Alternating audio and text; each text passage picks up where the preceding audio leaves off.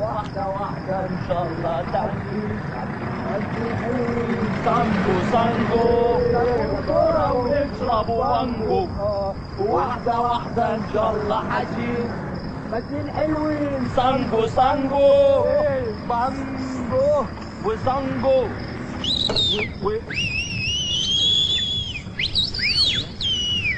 ايه ايه يا نهار ابيض، النهارده انا انتهت من حلاوتك يا جميل. ايه يا غزال، ما تحن شويه على العيال. طب مصلحه ولا مروحه؟ ايه النظام ده كده حرام. والنبي كوكو ناقص له وش دوكو.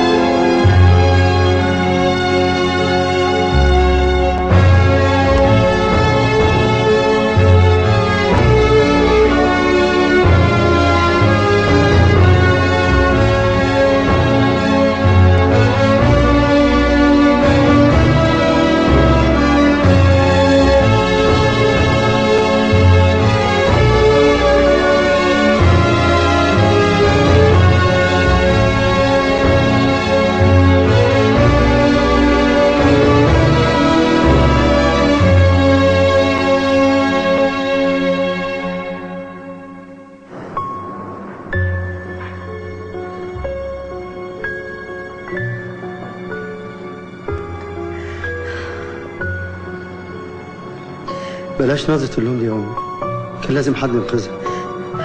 لو كانت أختي إيمان الله يرحمها مكانها كنت عملت إيه؟ أنا راضي بقضاء ربنا، بس بلاش دموع يا أمي. ربنا يوقف لك ولاد الحلال يا سامي يا ابني، ربنا يظهر الحق. افتح الباب. السلام عليكم. السلام ورحمة الله وبركاته. شوية البكا يا حاجة، أنا قريت استجواب سامي وحاسس إنه بريء.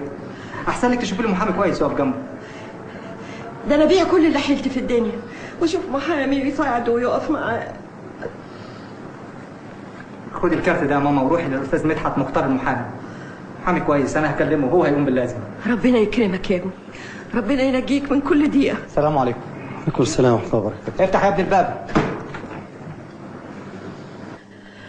ده كل اللي حيلتي في الدنيا، خدهم أتعابك يا أستاذ. شيلي فلوسك وحاجتك يا حاج.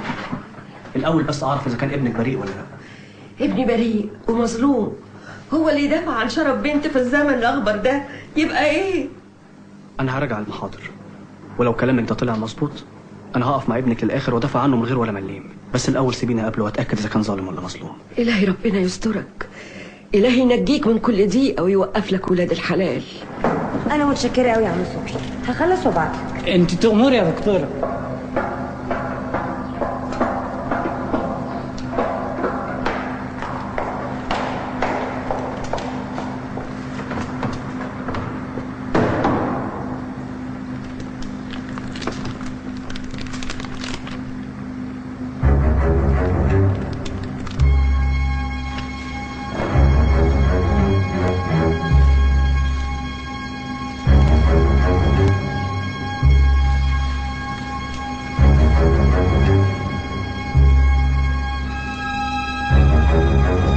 اتفضلي يا دكتور حمدي. أنا مش همضي على المحضر ده. مفيش داعي للزرجانه دي يا دكتوره نسمة. زرجنة؟ الحق اليومين دول بقى اسمه زرجنة. حضرتك عارف كويس قوي إن المبيدات دي محظورة.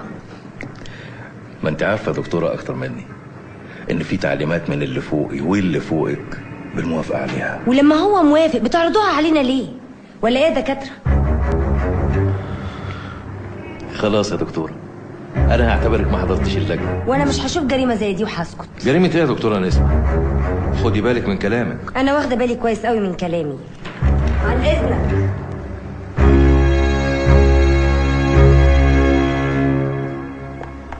خير يا دكتور، في إيه؟ اسمع يا اشرف، في اللجنة كانوا عايزين يمضوني على مبيدات محظورة وانا رفضت ان انا امضي، لكن انا واثقة انهم هيزوروا الفواتير ويدخلوها باسماء تانية. معقولة يا دكتور؟ هو ده اللي حصل. ممكن اطلب منك خدمة؟ تحت أمرك. انا قدرت احصل على عينات، ممكن تحللها لي؟ طبعا ممكن. هي فين العينة دي؟ أنا هشتغل فيها بإيديا وأسناني، بس أنت عارفة يا دكتور ده موضوع مش سهل، محتاج وقت.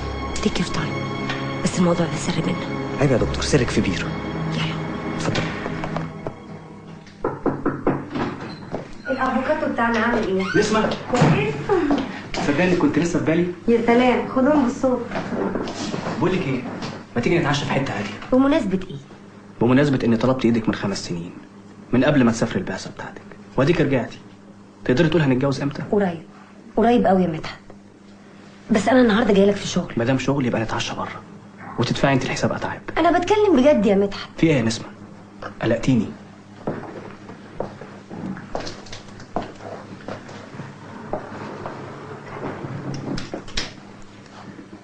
مش هينفع ترفعوا قضية يا نسمة. وأنا مش هقدر أشوف مصيبة بتحصل قدام عينيا وأسكت. اسمعي يا نسمة، النوع ده من المخالفات اللي بترفعها النيابة، بس احنا ممكن نقدم شكوى الأول في الرقابة الإدارية.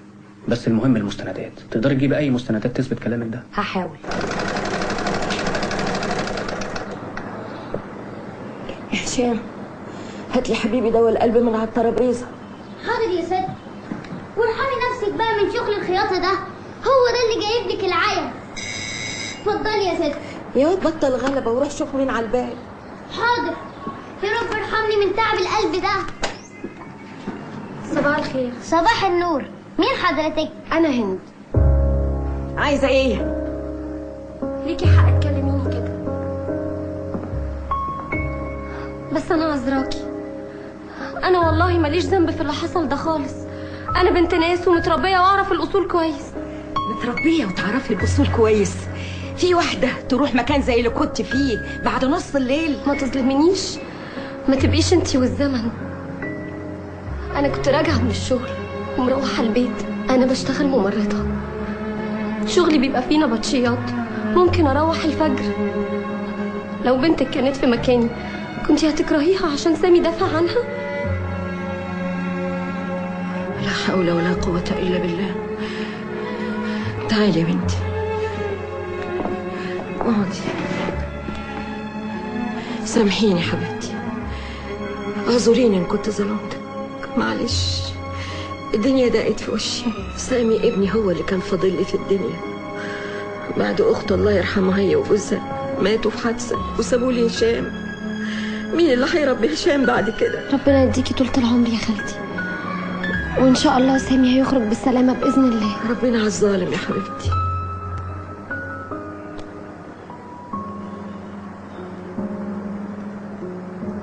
قول لي يا سامي، انت بتصرف على عيلتك منين؟ قصدي يعني بتشتغل ايه بالظبط؟ حكايه الشغل دي صعبه قوي على اللي زي في الزمان ده يا استاذ.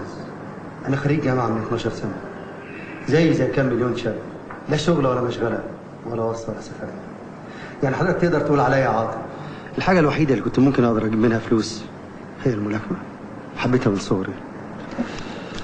كنت بتدرب في مركز شباب جنب البيت، لعبت كتير وكسبت كتير ولعبت على فلوس. وصل بيا الحال اني بتراهن من تحت الترابيزه. كنت بموت نفسي عشان اجيب اي فلوس تساعدني على المعيشه، بس اذا المره دي حسبتها غلط. راهنت على الخير والجدعنه والشهامه، بس للاسف يا استاذ خسرت يا استاذ. ما تقولش كده يا سامي، اوعى ابدا تندم على خير انت عملته. انت انقذت بنت غلبانه. صحيح، هي عامله ايه دلوقتي؟ غريب انك بتسال عليها مع انها هي السبب في كل اللي حصل. عشان ما لهاش ذنب، دي بنت غلبانه ضحيه زيها بالظبط. شوف يا سامي، انا هكلمك بصراحه. انا ما اوعدكش انك ممكن تاخد براءه، بس اوعدك انك هعمل كل جهدي. بس انا بريء يا استاذ. انا عارف ومتاكد، بس في حاجه اسمها ظروف وملابسات وادله وسلاح عليه بصماتك واصحاب القتيل اللي شهدوا عليك، خصوصا ان مفيش حد تاني شاف البريء. هو ده جزات اني شفت جريمه بتتم قدامي ما وقفتش ساكت. هعمل اللي اقدر عليه يا سامي، وانا معاك للاخر ان شاء الله. ربنا ينجيه ويفك دقته. ده جدع شهم وابن حلال وما يستاهلش اللي هو فيه دلوقتي. اتفضل الشاي يا ابني. متشكر يا حاج. وانت يا هند بتشتغل ممرضه مش كده؟ لا، ما خلاص، ما ده كان قبل المصيبه ما تحصل. مش فاهم. اصلهم رفضوها بعد الحادثه، قالوا عليها سيئه السمعه. حسبي الله ونعم الوكيل. كانت بتساعدني، بتاخد ورديه فوق ورديتها. انا راجل صاحب عيا، والحال زي ما انت شايف نهايته. ربنا يجازيهم. ده الكارت بتاعي، انا ممكن اساعدك في موضوع الشغل يا هند. ربنا يكرمك يا ابني. متشكره قوي يا استاذ. بس كنت عايز اسالك كام سؤال. اتفضل حضرتك. دكتورة نسمة؟ ايوه. خير يا حضرتك الظابط؟ معايا اذن من النيابه بالقبض عليكي. قبض عليا انا؟ طبعا انت عارف يا عادل بيه ان وجودك في التحقيق غير قانوني، لكن انا مقدر ان الدكتوره تبقى اختك. انا عارف ومتشكر قوي يا هاني بيه. ممكن اعرف الدكتوره نسمه متهمه في ايه بالظبط؟ الدكتوره متهمه باصدار موافقات على مبيدات محظوره وبالمستندات. مش دي امضتك يا دكتوره؟ ايه ده؟ الامضه دي مش بتاعتي، مش امضتي يا مدحت. شبهها لكن مش امضتي. هات يا نسمه. انا بطعن بالتزوير في الورق ده، وبطلب تقديمه للطبيب الشرعي، وبطلب كمان الافراج عن الدكتوره نسمه حالا. حضرتك عارف اني ما اقدرش افرج عنها وهي لسه على ذمه القضيه. يعني انا اللي متهمه؟ انا اللي متهمه وكمان هتحجزوني؟ طب ليه؟ معلش يا نسمه، ده اجراء لازم يتعمل. افتح التحقيق يا ابني. المتهم سامي شريف سليمان. يا فندم النيابه تتفضل. سادة أعضاء هيئة المحكمة الموقتة، سيد الرئيس، السادة المستشارين، من الواضح بعدالة المحكمة مدى الجرم الذي ارتكبه المتهم في حق المجتمع. وما يحكيه المتهم عن دفاعه الشرعي عن نفسه أو عن هذه الفتاة مجرد أكاذيب. فالقضية سيد الرئيس ليست كما كيفتها النيابة على أنها جريمة قتل عمد مع سبق الإصرار والترصد، ولكن الوصف الصحيح لها والمؤيد بأقوال المجني عليها هند لطفي عبد المحسن أنها ليست إلا دفاعا شرعيا عن الغير وعن النفس. ومن الثابت أيضا من أوراق القضية أن المتهم شاب عاقل. البطالة سيد الرئيس ليست اتهاما يوجه إلى المتهم، البطالة واقع. فتقرير الطبيب الشرعي يثبت أنه لم تكن هناك واقعة اغتصاب. أنا مش عارف سيادة القاضي النقطة دي تحسب للمتهم أم تحسب عليه. أينبغي أن تحدث الجريمة ثم نتدخل لمنعها؟ وأن السلاح المستخدم في جريمة القتل يحمل بصمات المتهم. بالنسبة للبصمات التي وجدت على سلاح الجريمة فهي تخص كل من المتهم والقتيل معا، وهذا يدل أنه قد دار بينهما شجارا حادا اضطر فيه المتهم للدفاع عن نفسه فاستقر سلاح الجريمة.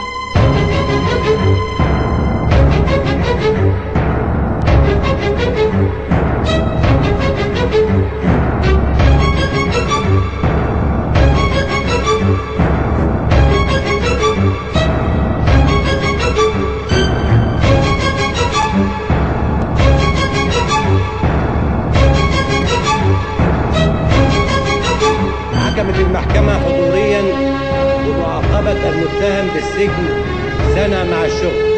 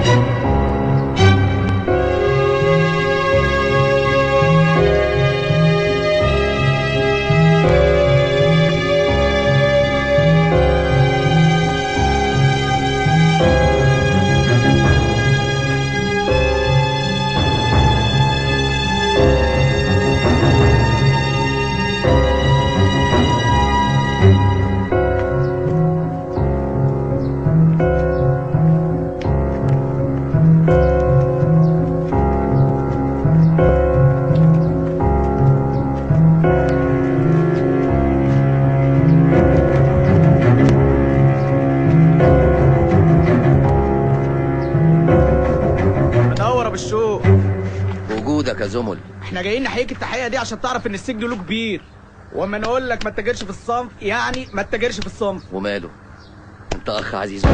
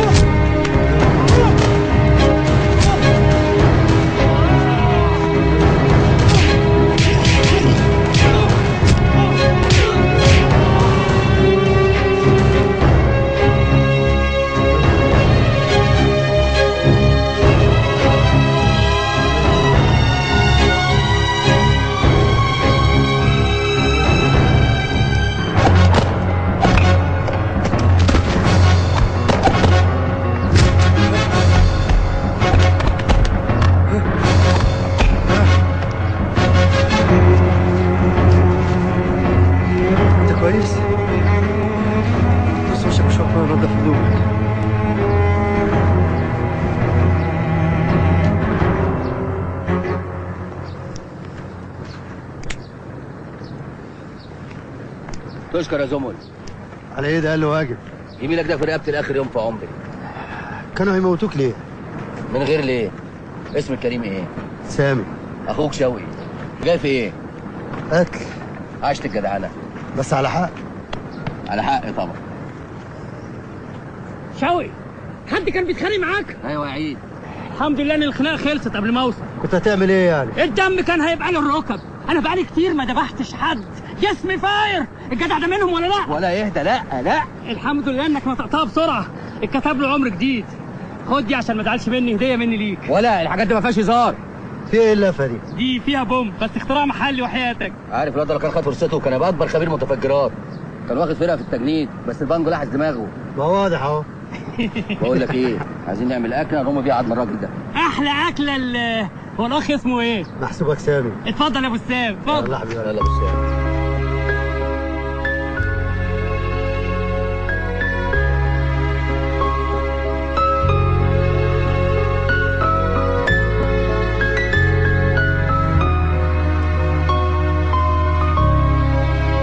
بتتعديني يا دكتوره وتروحي تشتكيني في الرقابه والوزاره. تتحديني ولا ايه؟ واتحدى العالم علشان مبادئي وقيمي والناس اللي انا عايشه وسطيهم. انا ما خدتش الدكتوراه بتاعتي من بره ورفضت 3 عروض من الجامعات علشان يبقى موقفي سلبي. انت فاكره نفسك هتغيري الكون؟ انت موقوفه عن العمل بسبب القضيه اللي انت متهمه فيها. انت عارف ان القضيه دي متلفقه لي والتوقيعات دي مش توقيعاتي. الكلام ده هتبقي تقوليه في النيابه يا دكتوره. ماشي يا دكتور، بس خد بالك انا هفضل وراك لاخر لحظه في عمري.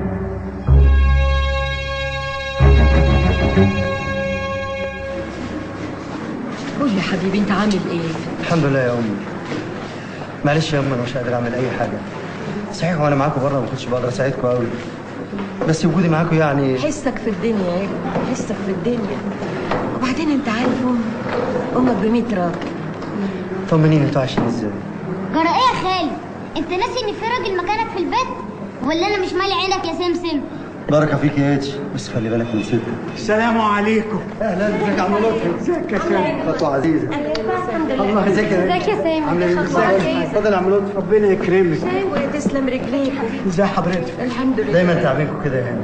دي اقل حاجه ممكن نعملها لك يا سامي. مش عارف اقول لك ايه. مفيش زياره بتفوتيها ودايما بتكلفي نفسك. عايزك يا سامي يا ابني. خير يا عم لطفي. خد القرشين دول خليهم معاك، ينفعوا الست الوالده لحد ما تخرج لهم بالسلامه. كان نفسي يكونوا اكتر لكن دول اللي انا قدرت عليهم. خلي الفلوس معاك يا عم لطفي. الحمد لله مستور. يا ابني ده انا زي والدك. شاكرين قوي يا عم لطفي. تعال. بتقولوا ايه؟ ابدا بقولوا بنتك حلوه يا عم لطفي. انت اللي عينيك الناس كلها حلو. طمنيني عامله ايه؟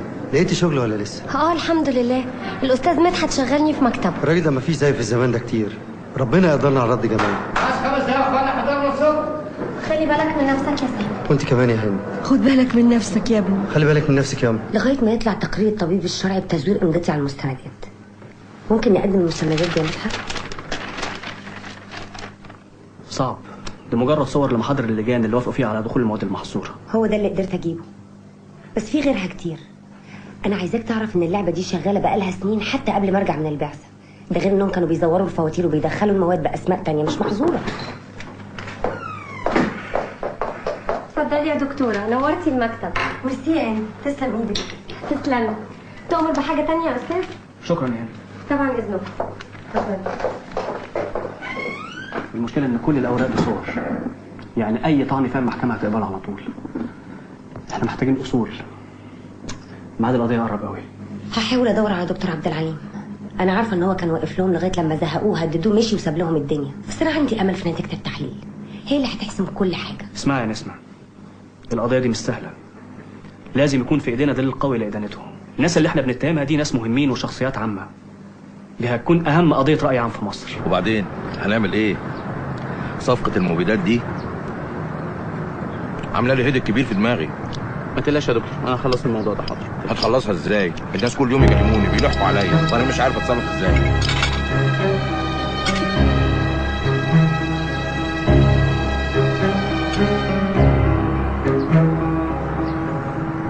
الاكل عجبكم؟ حلو قوي يا رافت بيه. والعربيه الجديده مريحاك؟ اخر راحه مفيش بعد كده. وانت يا دكتور امين، شقه جديده واسعه ومتشطبه لوكس مش كده؟ ورصيدك ارتفع في البنك وبقى مبلغ محترم. كله من خيرك يا رأفت بيه. لما هو كله من خيرك، مأخرين الشغل بتاعي ليه؟ رأفت بيه احنا رجالتك وياما خلصنا لك شغل كتير، معلش استحملنا المره دي. لا يا حبيبي، ده بيزنس، والبيزنس ما فيهوش عواطف.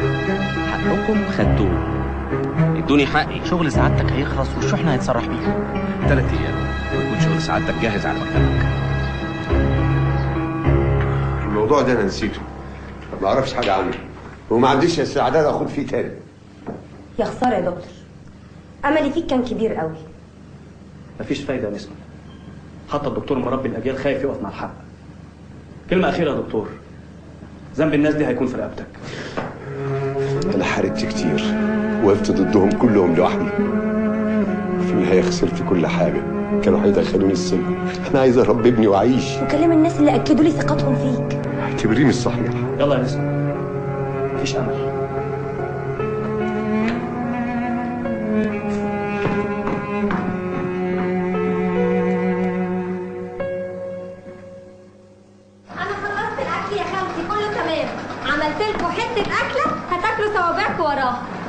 متهيألي كفايه شغل النهارده بقى، انت شكلك تعبانه. يا ما قلتها ما بتسمعش الكلام، مفيش فايده. لازم اخلص الحتتين اللي في ايدي دول النهارده، اصحابهم مستعجلين عليهم. ايوه بس الدنيا ما طارتش يا خالتي.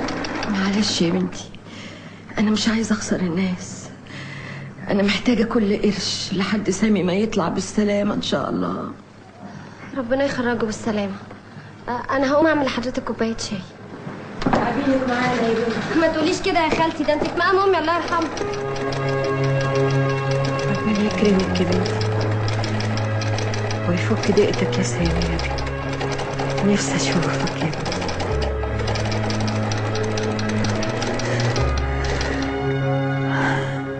انا عملت لك شايفه ب50 اهي، هيعدل خالتي.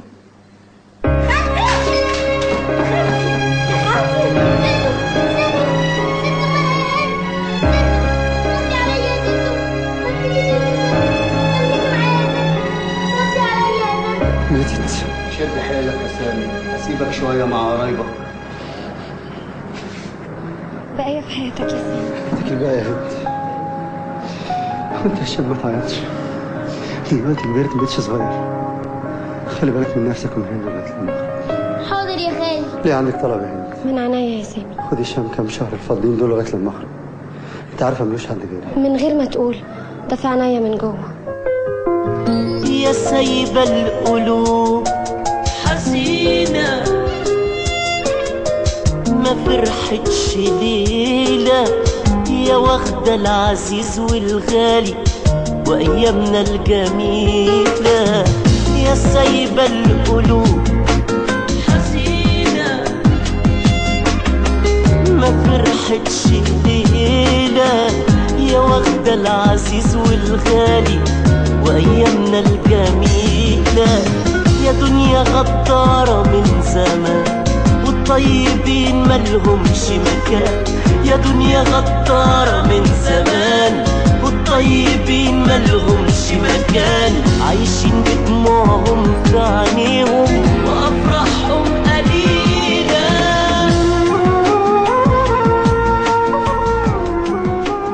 منك شاي وقرفنا، لكن هتوحشنا ابو الشوق. ما تبانش عادة الصول، احتمال ارجع لك تاني على طول. يا ولا تاخرت ليه؟ معلش كان عندي مشاكل مع حضرة الصول. خلاص يا ابو الاشواق، بقول لك ايه، لو عوزت حاجه جوه السجن او بره السجن ابعت لي على طول، هتلاقيني جنبك. طول عمرك مجدي عوالة، كلها شهر وحصلك ان شاء الله. بقول لك ايه، ده عنواني، اول ما تخرج لازم تجي لي على طول.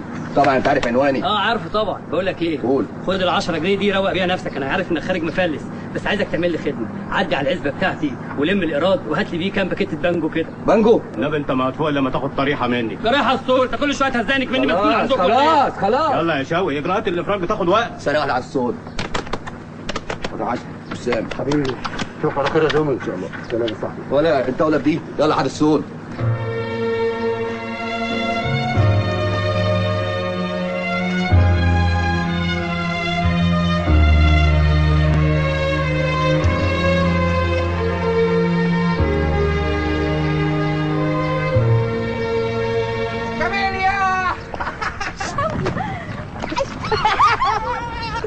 انت وحشتني شوقي شوقي قوم يا حبيبي. مساء الخير يا حبيبتي. مساء النور يا حبيبي. قوم خد شاور وتعالى معايا الكلاب.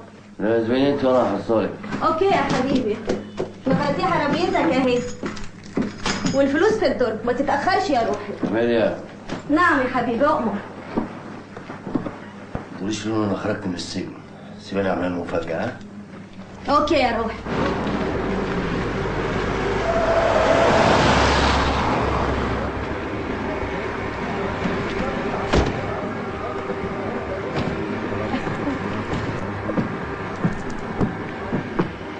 عمر يا برنس. لولو بيه موجود؟ لولو مين ان شاء الله؟ هو لما يشوفنا هيعرفني. شوقي نصر اكتر بودي جارد في مصر. لولو بيه كمارة باشا الكبير.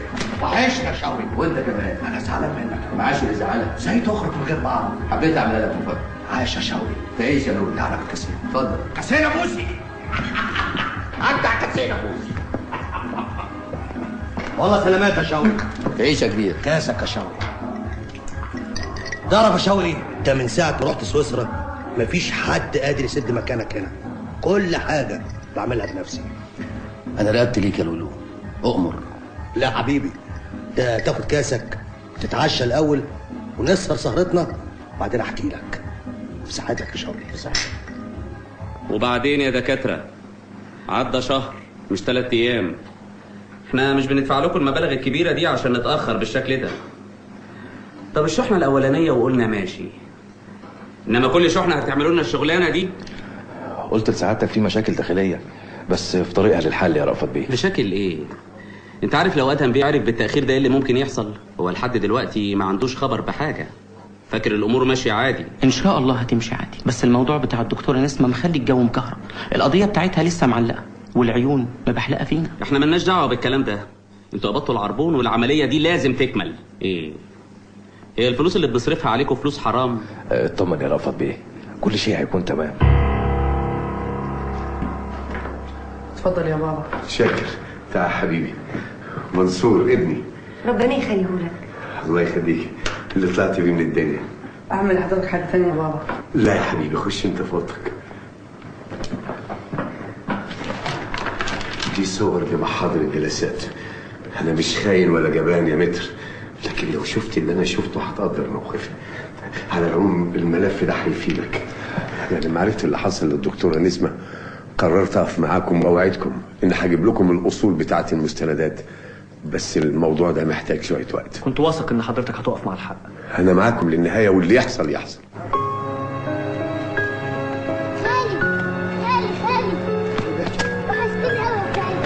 الحمد لله على السلامة يا سامي. عامل ايه؟ ازيك يا وزير عبد اللطيف اخباره ايه؟ الحمد لله، بس هو تعبان شوية ما قدرش يجيلك. بعد الشر عليك. ربنا يخليك يا سامي. يلا بقى علشان عصافير بطني بتصوصو واحنا مستنيينك بالصبح. وعلى فكرة انت عملت لك الحمام اللي انت بتحبه يا سامس. ماشي يا اتش. طب وناوي تعمل ايه يا سامي؟ مش عارف، بس اروح لواحد صاحبي احتمال يلاقي لي شغلانه. طب ممكن اطلب منك طلب؟ اتفضل. ممكن تاخد دول تحويشة عمر، ابدأ بيهم اي مشروع كده لحد ربنا ما يفرجها.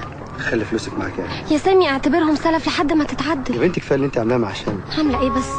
ده انا نفسي تطلب مني اي حاجة اعملها لك. هو اللي انت عملته معايا شوية يا سامي، ده انت لو تطلب عناية قليل عليك. تسلم لي عليك يا هند.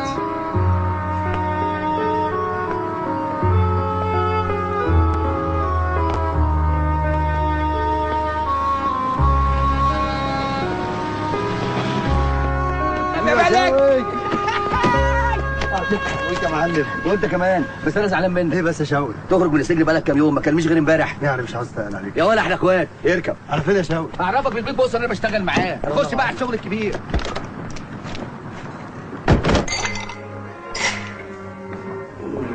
هو ده يا لولو سامي اللي انا حكيت لك عليه، راجل جدع وصاحب صاحبي. كاسك يا باشا. بص يا باشا. شوقي بيشكر فيك قوي يا سامي، يقول انك كفاءة. وانا اضمنه برقبتي يا لولو، سامي زي بالظبط، قلبه ميت. متأكد يا شوقي؟ متأكد يا لولو.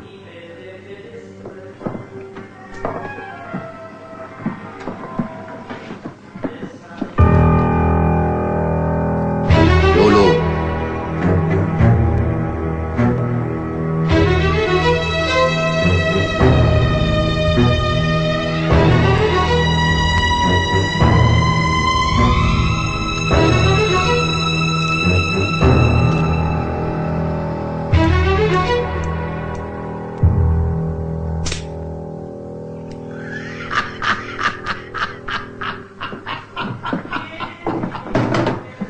خد صاحبك اعزمه على العشاء. خد دول يا سامي. ايه ده؟ رجاله لولو لازم يعيشوا اعلى مستوى. خدهم يا سامي. شكلنا لولو بيه. سلام يا لولو. سلام يا شهر. يلا وسام.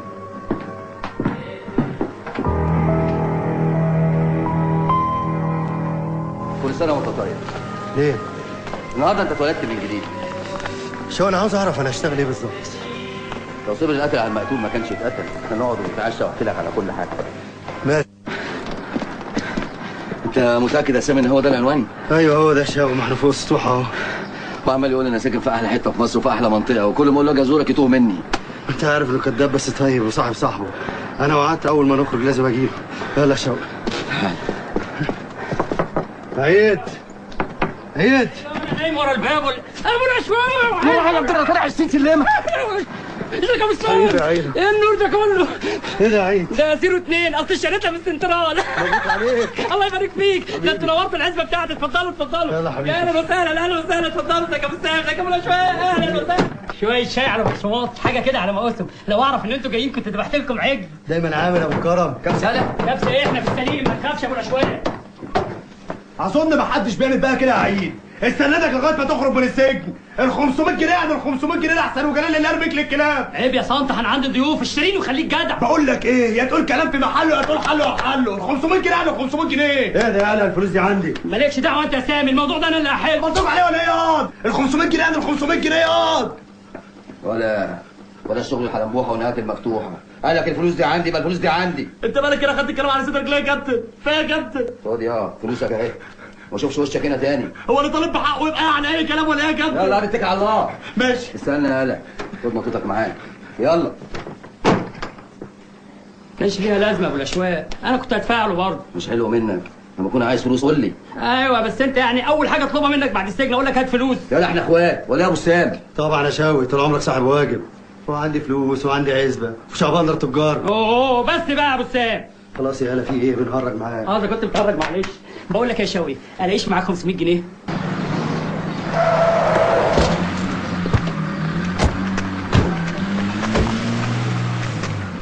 زي ما اتفقنا يا رجاله، العمليه دي انتوا تتفرجوا بس ومحدش يتدخل مهما حصل. اوكي يا شاوي. لا يا حلو انت اهو، خليكم انا اللي هجيب الفلوس. الحاجات الهايفه دي لعبتي. انت متاكد يا عيد؟ عيب يا ابو الاشواق، انت بتكلم تلميذ.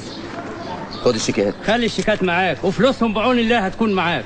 طب يلا بسرعه يا عيد، ما تقلقناش عليك. طمن نفسك.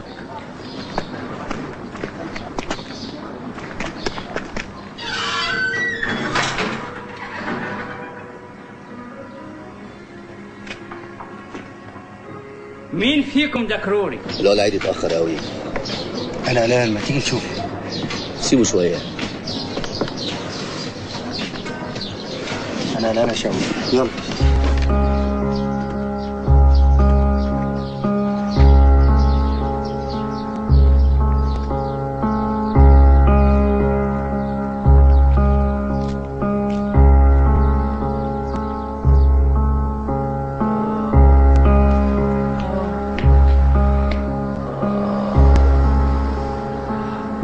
عيد.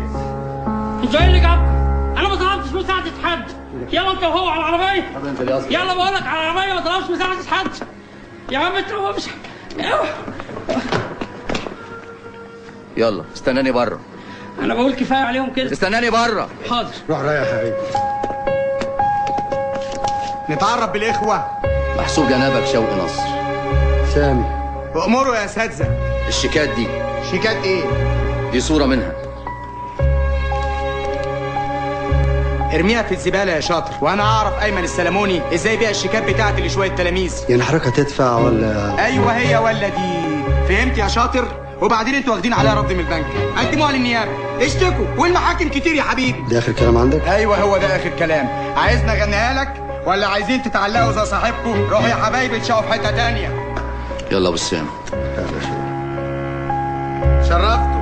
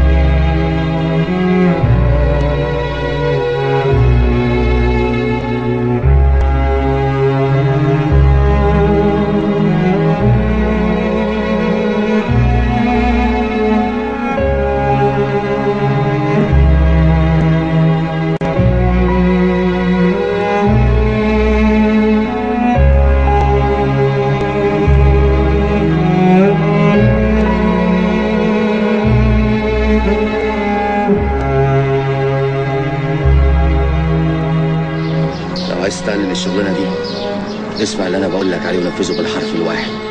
سامع؟ بالحرف الواحد. اركب.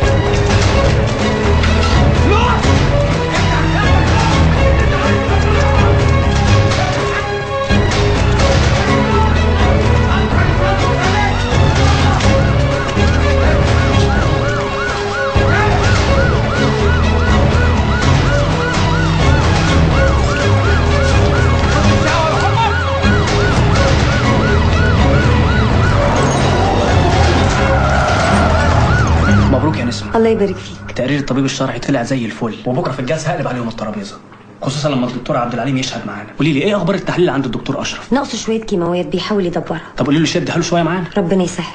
سيد الرئيس، بعد براءة موكلتي من التهمة المنسوبة إليها وتقرير الطبيب الشرعي الذي أثبت واقعة التزوير في المستندات، أطالب بمحاكمة المجرمين الحقيقيين في هذه القضية، وكذلك التمس أجلا لتقديم مستندات هامة لسماع أقوال الدكتور عبد العليم راضي عميد كلية الزراعة الأزهر. قررت هيئة المحكمة تأجيل الجلسة لتحضير المستندات وشهادة الشهود. هل طلبتم مساءلة الوزير في جلسة اليوم؟ كيف اكتشفتم الواقعة ولماذا الآن؟ يا جماعة أرجوكم، أنا فعلا مش هقدر أجاوب على كل الأسئلة دي، لأنها فعلا تعتبر في أسرار القضية، لكن لازم تعرفوه كويس قوي إنها ينبغي على كل فرد شريف في المجتمع ده إنه يحارب الفساد والفاسدين مهما كان نصيبهم في الدولة، وكفاية الناس بتموت قدام عينينا بسبب شوية مجرمين بيتاجروا بصحة الشعب.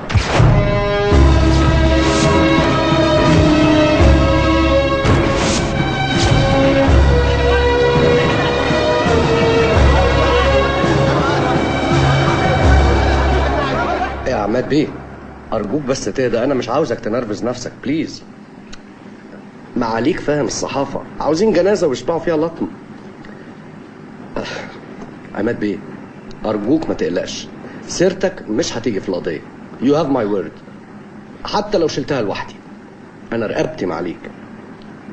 اطمن. حاضر، مع الف سلامه. مع السلامه. عايز يلبسها لي الكلب ولا اشيلها لوحدي؟ قال لو حسيت باي خطر هجيب عليها واطيها. انا عايز الموضوع ده يخلص بطريقتك. واضح يا ادهم بيه، ده احنا مش بتوع المبيدات، ده احنا المبيدات نفسها. ما بحبش بقى الكلام الفاضي ده، انا عاوز فعل. الورق اللي بيلعبوا بيه البنت والمحامي بتاعها يتحرق. واضح يا رب؟ واضح يا ادهم بيه. يا سمسم، بقالي سنه نفسي في الايس كريم ده، انت الوحيد اللي بتجيبهولي. بالهنا والشفا يا حبيب قلبي، كل نفسك فيها اجيبهولك، انت اغلى واحد في حياتي يا هشام. ما قلتليش ايه رايك في هند بقى؟ حلوه حلوه. ده احترم نفسك، راح اخطبها. ما انا فاهم وانت فاهم، بس بضحك معاك. ماشي يا اتش، بس انا عاوزك في موضوع مهم قوي. اؤمر يا خالي. انا مضطر اسيبك عند هند كده لان ظروف شغلي هتخليني ابات بره البيت. لا يا عم، انا بحب اكون في بيتي، ثم انا مش صغير يا سمسم. يا عم انا عارف ان انت مش صغير، بس انا هطمن عليك وانت مع هند، وانا كل خميس وجمعه هقضيه معاك. استحمل بقى يا اتش شهر ولا 2 لغايه لما استقر. اللي تشوفه يا سمسم. يا سلام، ده يوم المنى، ده نكسيها ووصلها لحد البيت. بس ناخد رأي صاحبة الشأن الأول. رأيك ايه يا عروسة؟ الله بقى يا شيخ، الكسوف علامة الرضا، ما تطلع تولك يا خالو. مبروك يا هند. الله يبارك فيك يا سامي. ألف مبروك يا حبايبي، ربنا يوفقكم. اهلا وسهلا بالشباب، اتفضلوا اتفضلوا، منورين. أمورها يا شباب. الشيكات دي شيكات ايه؟ انا ما مضيتش على شيكات. هات الفلوس يلا وبلاش رماضه. مش دافع. يعني ايه؟ يعني مش دافع، اصل انا صايع وبلطجي، ولو ليكوا شوف في حاجه يلا العبوا مع هوجن ودوجن. اهدى اهدى وانت وهو ما تنفعلش.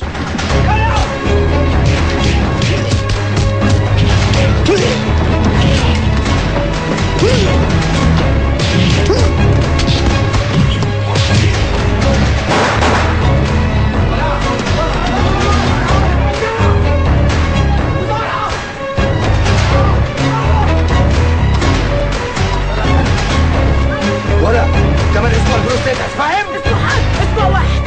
يا نهار اسود، هو الواد اللي اسمه سامي ده اللي شفته فين؟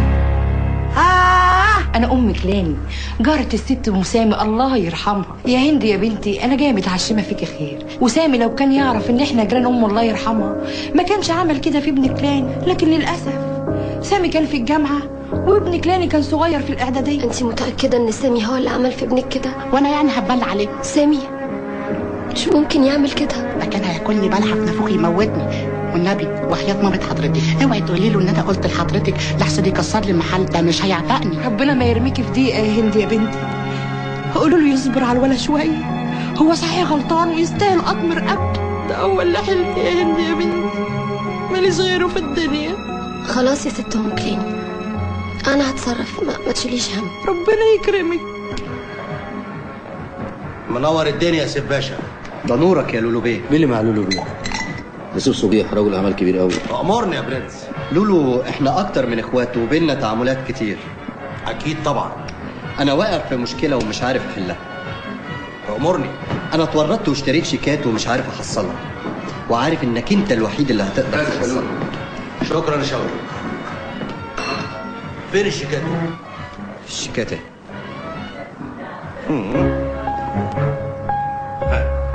رأفت سليم؟ لا يا باشا، الشيكات دي اتباعت اكتر من 10 مرات وما عرفوش يحصلوها.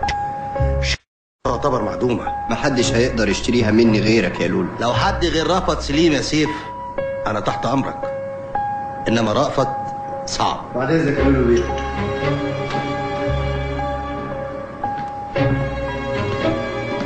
الشيكات دي احنا هناخدها. ده رأفت سليم يا سامي، ما انتش قدي. اسمع كلامه يا لولو. وفلوسهم عندي.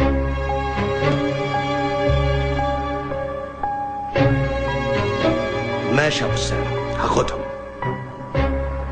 اوكي يا سيف باشا، هاخد الشيكات بس هدي لك منها 40%. الست جت ترجاني هي وابنها، هي دي الشغلانه الشريفه اللي انت اشتغلتها. اسمعيني وفهمي يا هند، انا بعمل كده عشان انت وهشام عم لطفي تعيشوا عيشه كويسه زي ما خلق ربنا. مش من الحرام يا سامي.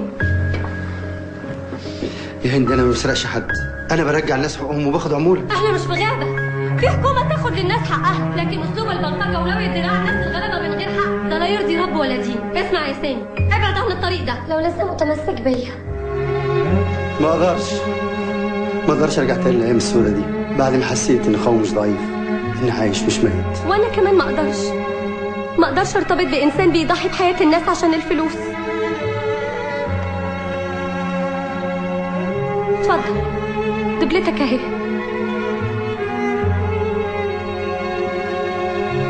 ماشي هسيبك على راحتك.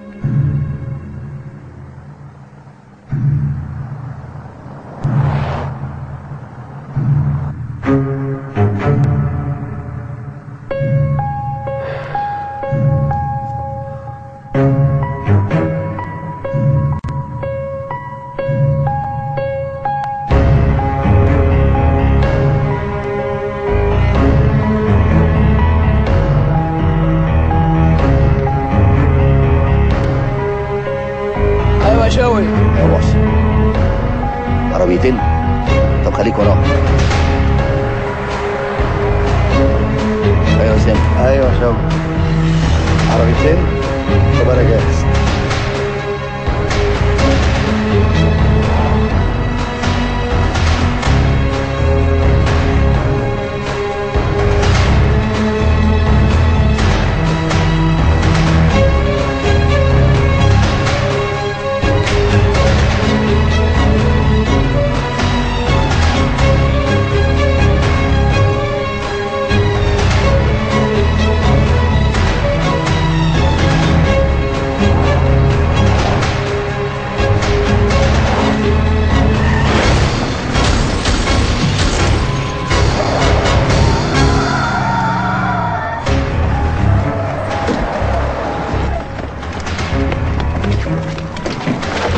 انزل. انتوا مين؟ عايزين ايه؟ لا مؤاخذة يا رأفت بيه، ما لقيناش طريقة نعمل بيها غير الطريقة دي. تقابلوني ليه؟ الشيكات دي. في حد برضه يحصل فلوسه بالطريقة دي؟ احنا. وتبع سيف؟ ده كان زمان، الشيكات معلولة كمارة، يعني احنا. احنا عايزين الشيكات دي دلوقتي حالا، عايزين فلوسها. انتوا اكيد مجانين. فلوس اللي انتوا عايزينها دلوقتي؟ مش فاهم، في حد برضه يمشي في الشارع بمبلغ زي ده؟ رفض بيه الفلوس في الخزنه، خدنا في الشركه، يعني تيجي معانا نعمل سكات. يلا معايا. الفلوس اهي، خدوا اللي انتوا عايزينه. احنا حقنا 2 مليون جنيه ونص مش اكتر. حقكم يا ابني، انتوا مش هتلحقوا تتهنوا بيه. بقول لسعادتك ايه؟ عايزين حاجه نحط فيها الفلوس دي كمان. ما تخافش هنرجعها لك. ده اذا لحقتوا ترجعوا. اتفضل يا لولو بيه، 2.5 مليون جنيه. انت عيال ما جابتكمش ولاده. خد يا سامي، خد يا شوقي. كتير يا لولو. وعربيه جديده لكل واحد فيكم. انتوا تستاهلوا اكتر من كده. اصل انتوا ما تعرفوش مين رأفت سليم. العمليه دي هتسمع في السوق وهنبقى في السما. رجالتك وتلاميذك يا لولو بيه. طلعت راجل يا سامي من خيبت الظن فيك، رغم ان انا كنت خايف لا تفشل في العمليه دي عشان انتوا مش قد رأفت. بس انتوا طلعتوا ب100 زيه. بس خدوا بالكم، رأفت نابه ازرق ومش هيسكت. ما تقلقش يا لولو، احنا قدها ودود. لا حبيبي اقلق، انتوا ثروه قوميه. قوم هاد انت وهو حضروا نفسكم. احلى سهره لاحلى 2 بودي جارد.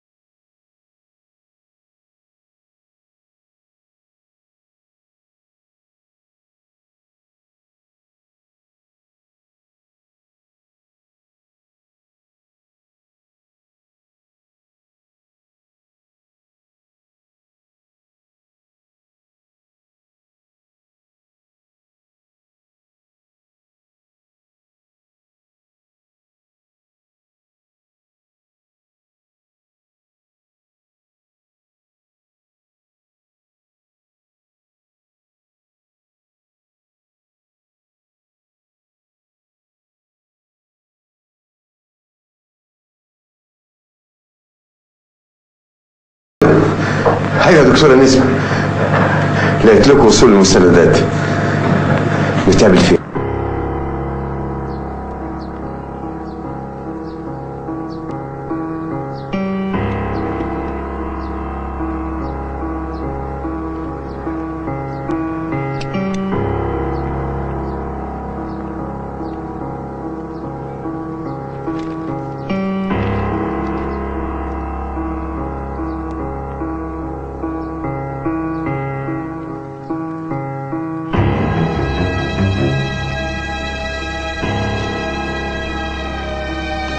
تسمح تولع لي؟ اتفضل.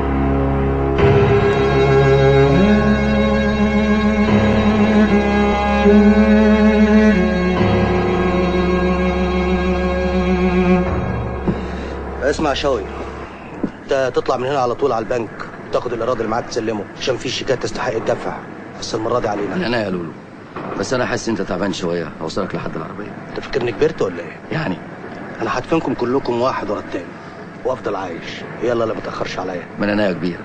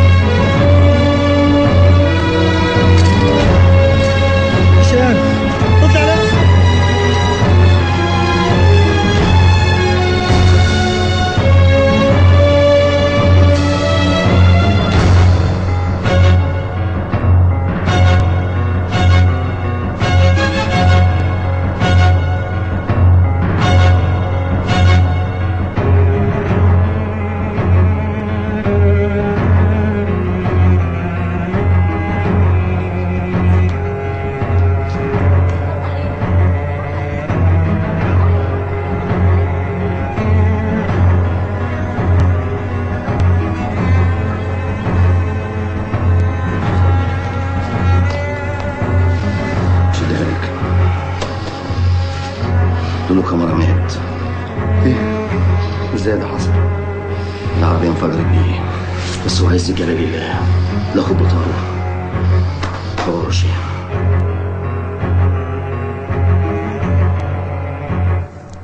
داري جمالك شوية يا رافض، انهي مشاكلك وكفاية اللي احنا فيه.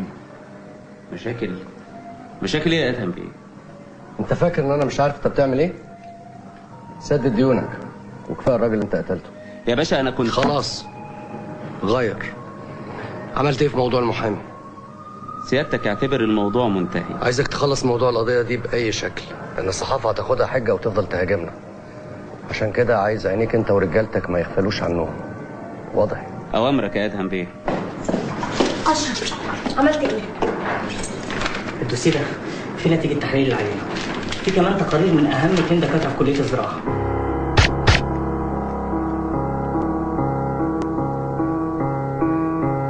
هي يا اشرف، هي اخطر ماده فيهم. مجرمين بيقتلوا وبيقبضوا الثمن. ايه ده؟ في ايه؟ مش عارف، بس اكيد في حاجه غلط. خدي الدوسيه ده واهربي. طب وانت؟ اهرب انت يا دكتور، انا هتصرف.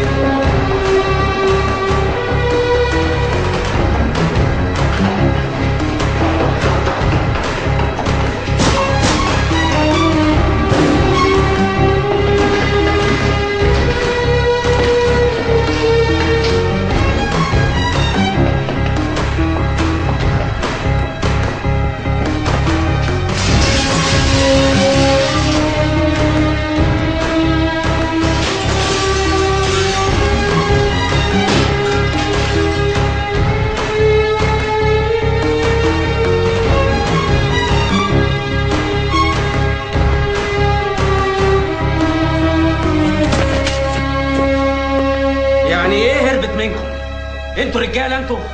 خلاص خلاص اسمعني، تلم الرجاله كلها وتجيني دلوقتي حالا، جاتكم القرف.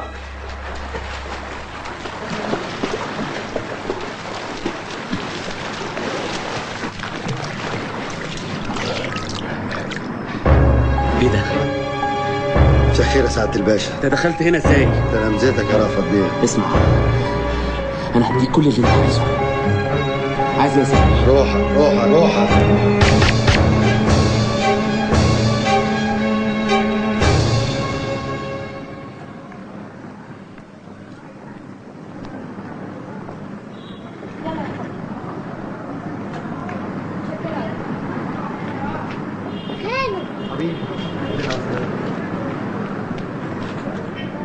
الحمد لله على السلامة يا هشام.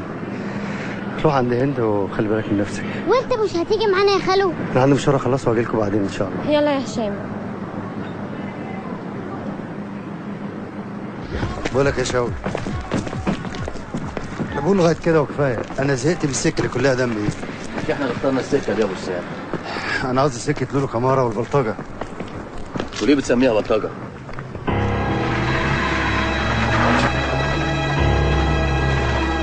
تسمح تولع لي؟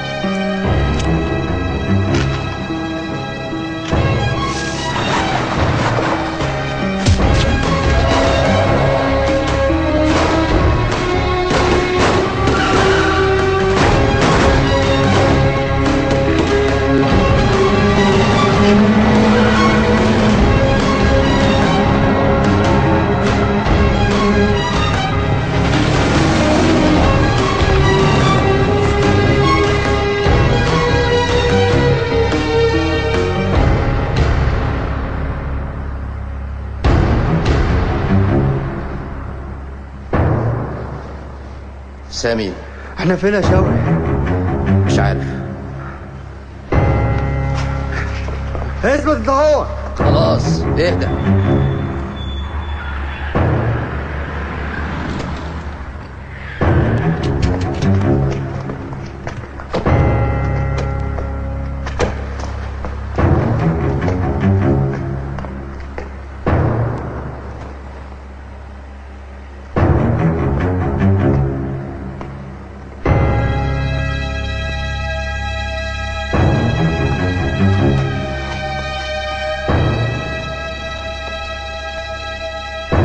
مين سامي ومين شاوي؟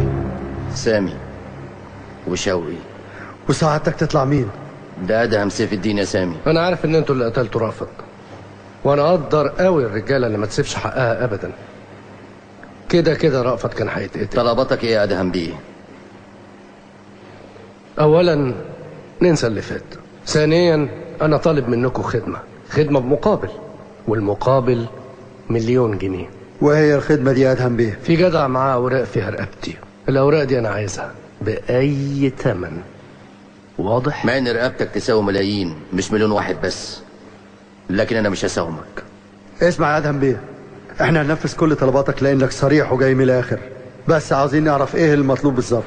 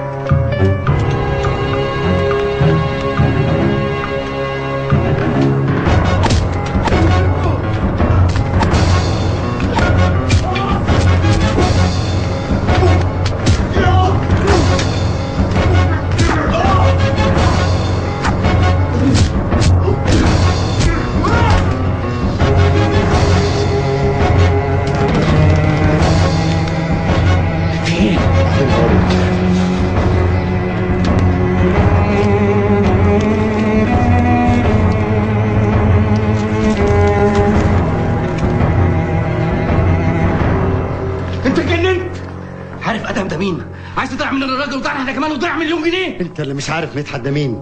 ده راجل بيقف مع الحق وبيدافع عن الغلابه. واحنا مالنا يا اخي؟ احنا مالنا؟ ادهم لو عرفنا احنا معانا الورق وما خدوش مش هيرحمنا. اسمع يا شوقي، بالنسبه لي مش مهم اللي يحصل، بس الورق ده محدش هياخده. يبقى كل واحد مننا يروح لحاله. لو دي قصاد دي يبقى انت اللي اخترت. سلام يا شوقي. استنى.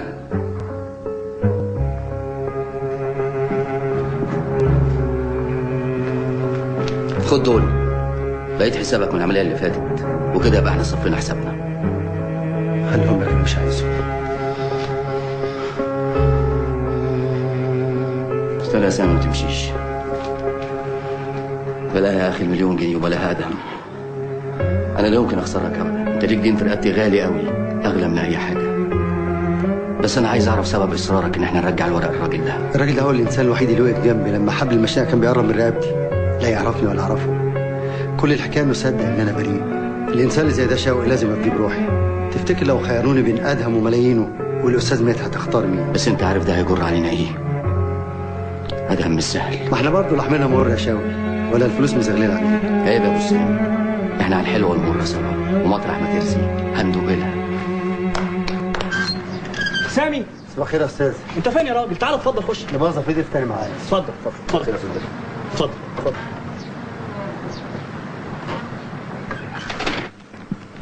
انت يا سامي، وانا بقول شفت العينين دي فين؟ انت عارف ان انا ما نمتش امبارح بسبب المستندات دي، خصوصا ان ما ضفتهاش لاوراق القضيه، كنت خايف ايد تتمد عليها عشان كده سبتها لاخر جلسه. بقول لك يا سامي، انت بتشتغل لحساب ادهم. انا مش من رجالته، بس الظروف هي اللي حكمت. انا مش هسالك سرقت الورق ده ليه، لكن لازم تفهم ان الورق ده قصاده ارواح ملايين. وعشان اروح الملايين دي يا استاذ انا جبت الورق ده لحضرتك وجيت النهارده. اسمع يا استاذ مدحت، احنا غلطاتنا كتير وذنوبنا اكتر، بس ذنب كبير قوي زي ده ما نقدرش نتحمله. احنا ما صدقنا نعمل حاجه واحده صح في حياتنا، ولا يا شوقي؟ ومن قلوبنا والله يا استاذ. انا عارف انك راجل وتقدر تحمل الورق ده كويس. خليه معاك ولما هعوزه هطلبه منك. في رقبتي يا استاذ.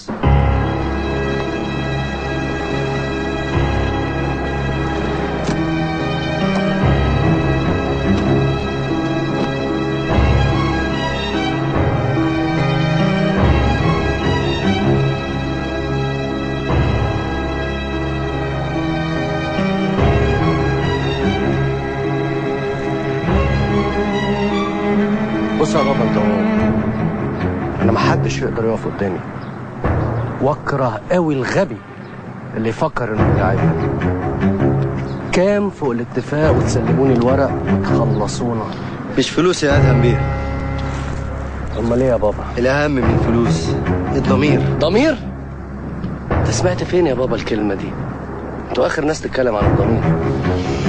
ده ما كانش اتفاقنا، احنا كنا فاكرينها اوراق عاديه، لكن لما تدمر البلد وتأذي الناس تبقى حاجة تانية خالص. اسمع يا شاطر، أنا كان عندي مليون واحد غيركم يوم بالمهمة اتفق ويتمنوا بس إشارة مني، بس أنا اخترتكم أنتوا. هتلعبوني، هتخشوا في نفق ضلمة ملوش نهاية. اسمع أنت، لغة التهديد دي ما بتاكلش معانا. التقارير معايا وأقدمها للمحكمة بنفسي. حرام عليكم اللي بتعملوه في الناس، وكفاية فساد بقى. فساد؟ حلو قوي طقم الوطنية ده، بس أنا عايز أقول لكم على حاجة مهمة جدا. أنا التعامل معايا زي التعامل مع المتفجرات. الغلطة الأولى هي الغلطة الأخيرة.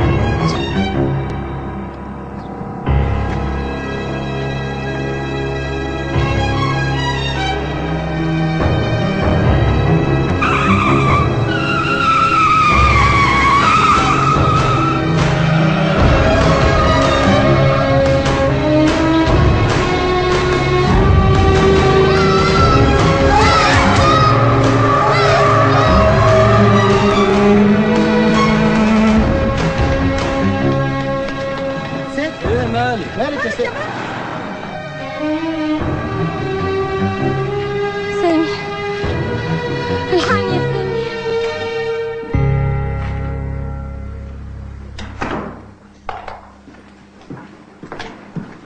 مساء الخير يا جماعة. مساء النور. ايه مالكم في ايه؟ خطفوا هشام ابن اخت سامي. ايه خطفوه؟ ومين اللي عمل كده؟ ادهم سيف الدين. معقولة؟ ادهم سيف الدين اكبر رجل اعمال في مصر يعمل كده؟ طب ليه؟ عشان الورق اللي معانا. ورحمة أمي في تربتها لو حصل حاجة لهشام ما هتقوى. بص يا شوقي، ادهم مش هياخد الورق ولو دفع 100 مليون جنيه مش مليون واحد. اسمع يا سامي، مليون جنيه؟ لازم نفكر ونخطط هنعمل ايه. وهشام ما تخافش عليه، لان دي اخر ورقه بيلعب بيها ادهم. ما تعليش صوتك يا بابا وخليك محترم. المحاكمه فاضل لها يومين. تسلمني التقارير اسلمك ابن اختك. وعشان انا راجل عندي ضمير وما احبش اكل حق حد هتاخدوا بقيه الاتعاب. انا عايزك تفهم حاجه، احنا في كل الحالات هنخرج من القضيه دي. الخسران الوحيد هيكون انت. طبعا انت مش هتقل عقلك وتدخل البوليس بينا، والا ساعتها ابن اختك مش هتجوز عليه الا الرحمه. اسمك ايه؟ كاميليا. وانت ايه اللي عرفك بحكايه الورق دي؟ شوقي. وايه الضمان انك تسلمين الورق قبل الميعاد؟ يا ادهم بيه انت مش محتاج ضمان، وبعدين انا اللي جايالك.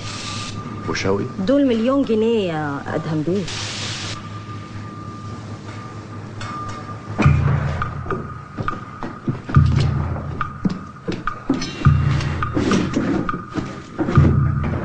بالك ادهم ده مش سهل. ده بس شعر هشام هنسيبه.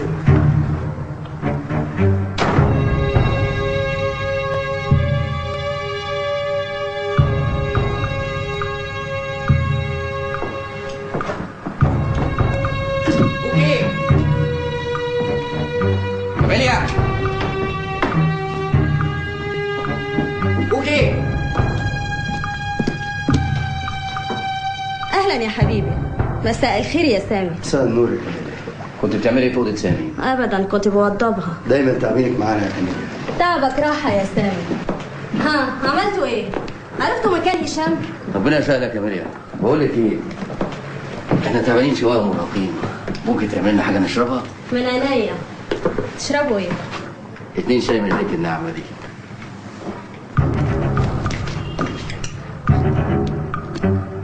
بقول لك ايه يا كاميليا، قمر يا حبيبي. ماليش معاكي 20,000 جنيه لحد اخر الاسبوع. لو مليون يا حبيبي مش هعزهم عنك، بس الحكايه ناشفه اليومين دول بعد ما لولو بيه ما مات. ماشي يا كاميليا.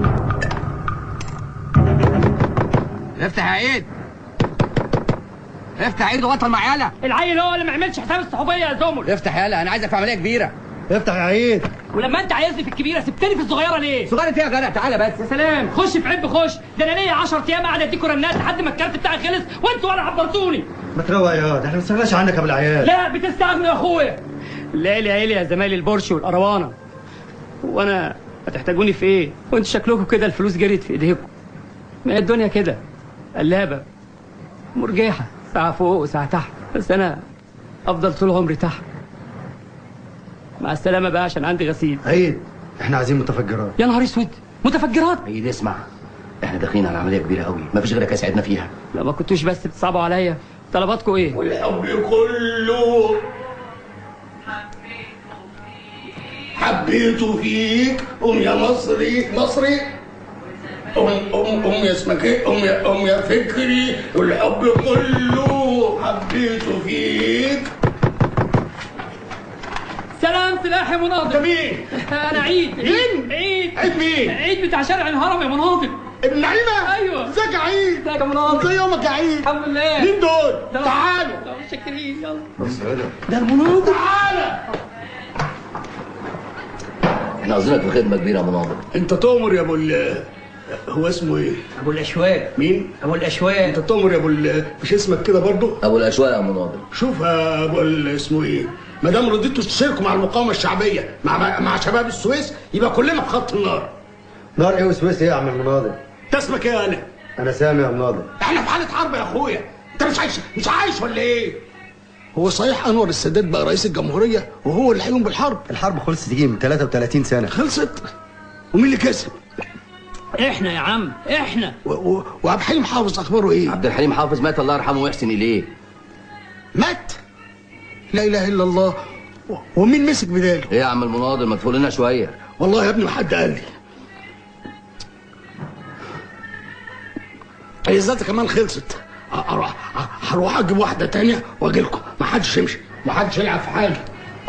ما تلعبش في حاجه يا عيد. حاضر. ايه يا عيد؟ تجيبنا الراجل فاقد الزمن ولا ايه؟ هو كده لما بيسكر بيرجع للماضي، لكن لما يفوق بيبقى زي الفل. هيفوق امتى يا عيد؟ هيفوق يا عم، بس هو متقل في الشرب شويه عشان كده بقيت معاه. المهم انه أأمن راجل في الكون، ولو حبك يضيع عمره عليه. انت متاكد يا عيد؟ ايوه متاكد. ما تاخرش ما تاخرش.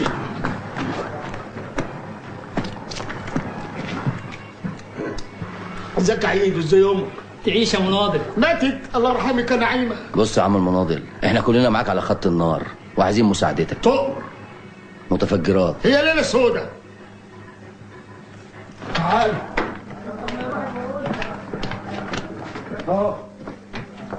كم كيلو؟ كم كيلو ايه؟ قول كم حته. يا عم احنا هننقي. خلاص الجودة بالموجود، خدوا اللي يكفيكوا وخلوا الباقي الحلف الاطلنطي. يلا. اسمع يا سامي، اللي انت بتقول عليه ده مش سهل. دي مهمة صعبة قوي. احنا لنا طرقنا يا استاذ مدحت، مش هيكون اصعب من اللي حاطيننا فيه. عيب يا متر، هو انت بتتكلم كلام ده؟ شوف يا سامي، انا هرتب كل حاجه، بس في حاجه لازم تبقوا عارفينها كويس قوي في الاول، ان انت وشوقي اللي في وش المدفع. احنا طول عمرنا في وش المدفع يا رجلين. اهم حاجة الورق يا سامي. انت شوقي مطمنين عليه؟ الدبان الازرق يا متر مش هيعرف يوصل. ايوه كده عين العقل يا بابا. بص بقى، عايزك تسمع اللي هقوله لك وتنفذه بالحرف الواحد.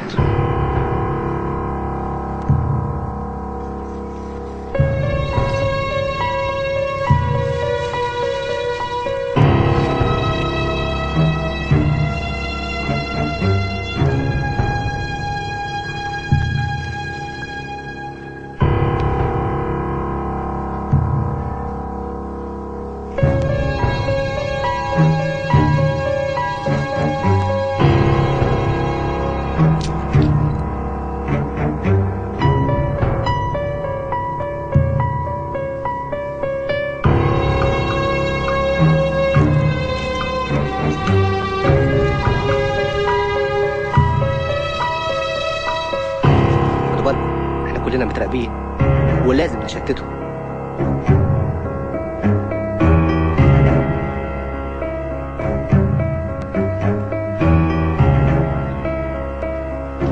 مستعدة للمهمة يا نسمة؟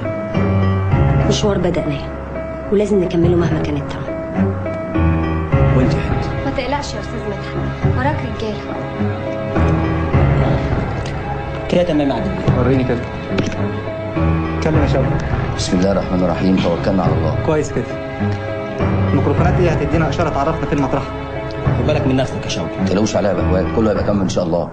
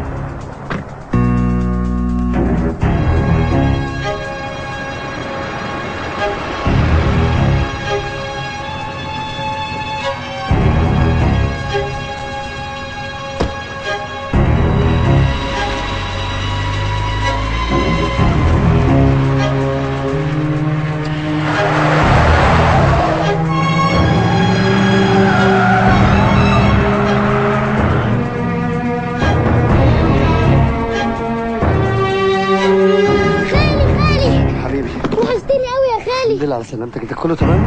انا كويس يا خالي. الحمد لله على سلامتك. سامي خلص. حاضر. هشام روح لعم وعيد. ما تروحش يا خالي. هشام اسمع كلام. حاضر يا خالي. ازيك يا هشام يا حبيبي؟ ازيك يا عم معيد؟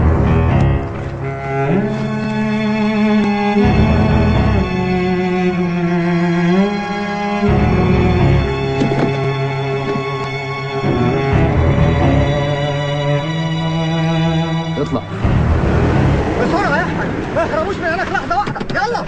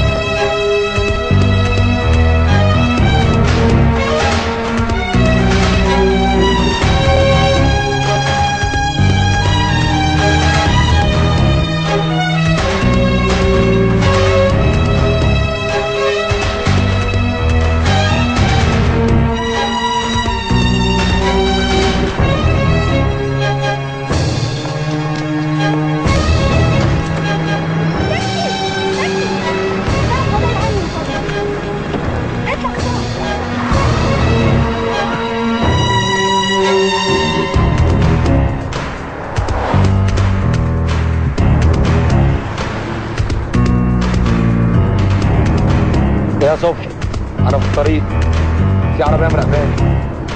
اتصرف.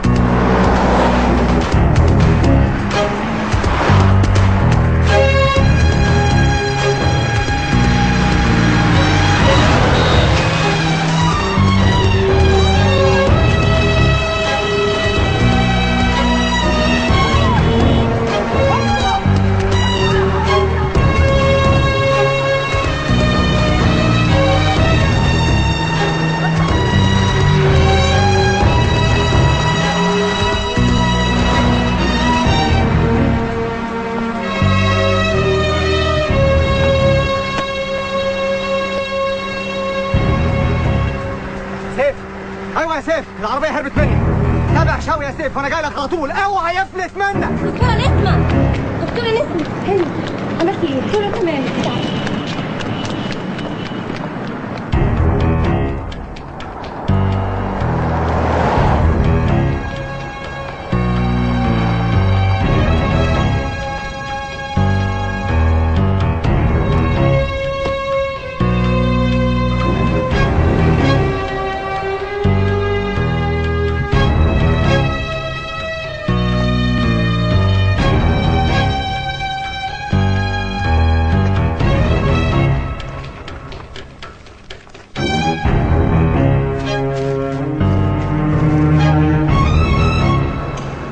اتفضل يا استاذ. سيد الرئيس، إن هذه القضية ليست مصدر اهتمام من بداخل مصر فقط، فهي جريمة ترتكب ضد الإنسانية، فإن هذه المواد هي السبب الرئيسي لوجود السرطان في مصر. سيد الرئيس، زميلي يحكي خطبة سياسية وليس لها أي علاقة بموضوع القضية. وكمان يا سيادة الرئيس، فين المستندات اللي بتأيد كلامه ده؟ اعتراضك اتسجل يا أستاذ، اتفضل. سيد الرئيس، إنها ليست مجرد قضية جنائية عادية، إنها قضية سياسية من الدرجة الأولى، قضية وطن. أما بالنسبة للمستندات فسوف تكون بين يدي عدالتكم، ولكني أولا أرجو من عدالة المحكمة أن تتيح لي الفرصة لإكمال مرافعتي. اتفضل كمل.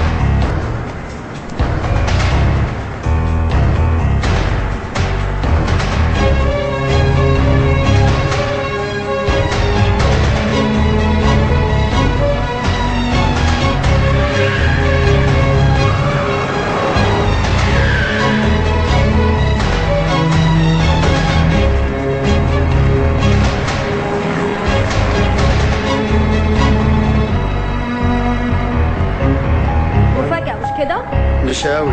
خدتي كام يا كمالي؟ مليون يا سامي. وش هاوي؟ بحبه بس بحب الفلوس اكتر. وكما هو ثابت في أمر الإحالة فإن مرتكبيها هم الماثلون في قفص الاتهام، وهم من رجال الأعمال ومن بعض كبار موظفي وزارة الزراعة الذين قد باعوا ضمائرهم بهدف المال. إن الخطر الحقيقي سيد الرئيس أن يكون عدوك من داخل هذا البلد بل من أبنائه، فهو تارة مستمدا قوته من وزارة ينتمي إليها أو حزبا يخوله التصرف كيفما يشاء، مستترا ومحتميا بالخصام.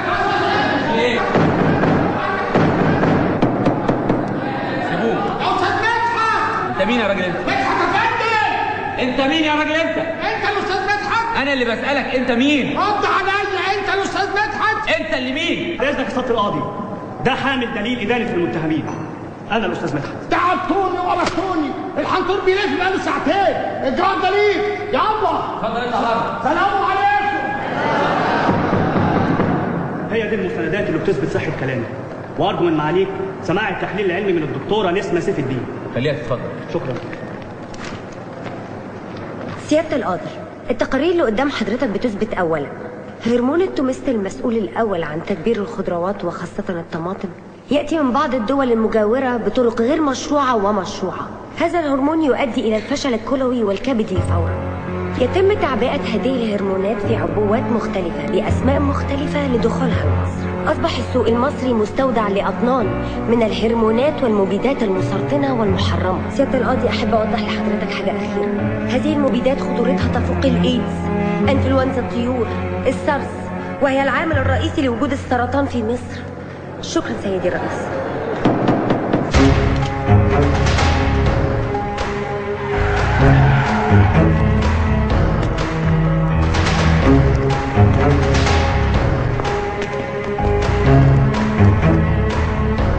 مين فيكم اللي معاه الورق؟ الورق معايا اهو في الشنطة. المليون جنيه يا أدهم بيه. يا أدهم بيه الورق معايا أنا. يا أدهم بيه. شوقي. لا راجل. إن في هذه المستندات نتيجة التحاليل التي تثبت أن هذه المواد محظورة. قطعا يا سيادة الرئيس، لأن هذه العينة لم تؤخذ بالطريقة الرسمية. أنا أؤكد لسيادتك أنها أخذت بالطرق الرسمية، لذلك أطلب من معاليك سماع أقوال الضابط المسؤول عن العينة، الضابط أحمد فهمي. الضابط أحمد فهمي اتفضل.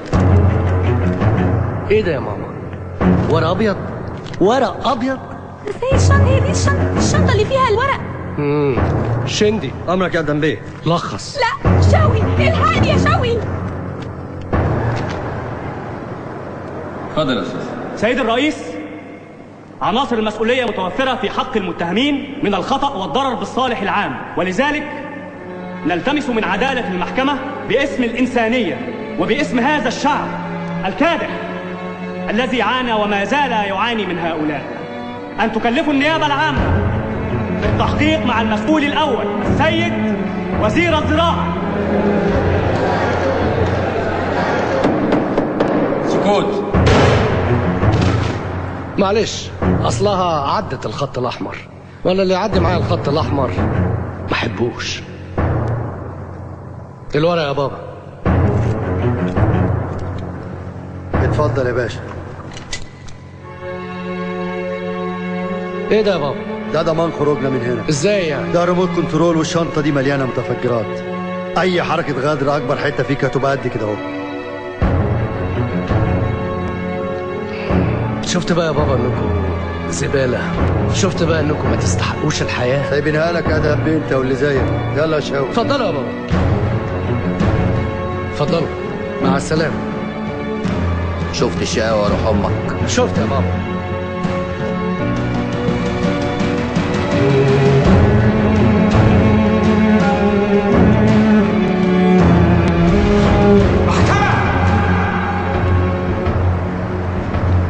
بعد العرض وفحص المستندات المقدمة، رأت هيئة المحكمة واطمأنت أن هؤلاء المتهمين قد باعوا ضمائرهم للشيطان وزاعوا في الأرض فسادا.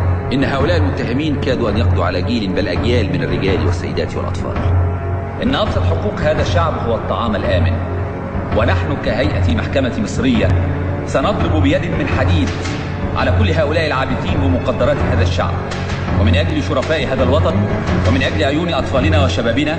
لذا فقد قررت هيئة المحكمة حكمها الآتي: كلفت المحكمة النيابة العامة بسرعة التحقيق مع مسؤول وزارة الزراعة في التهم المنسوبة إليه. كما حكمت المحكمة حضوريا على المتهمين بالسجن المشدد لمدة 10 سنوات. رفعت الجلسة.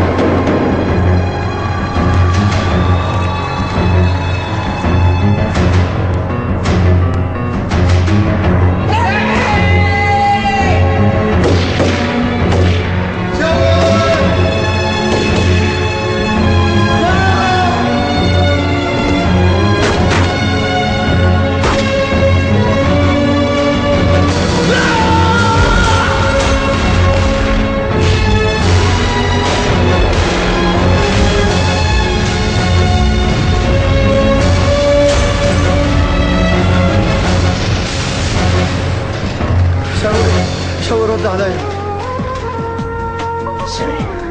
سامي أول مرة أحس إن أنا عملت حاجة ليها قيمة في حياتي، وزي ما قلت لك مطرح ما ترسي هندق لها. شاوي رد على شاوي. انت يا دنيا عذاب ومرار، رميانا على طول النار. احنا هنفضل كده نتعذب طول ما الليل مش جايله نهار. انت يا دنيا عذاب ومرار، رميانا على طول النار. احنا هنفضل كده نتعذب طول ما الليل مش جايله نهار. يا دنيا غدارة من زمان، والطيبين ملهمش مكان. يا دنيا غدارة من زمان، والطيبين ملهمش مكان.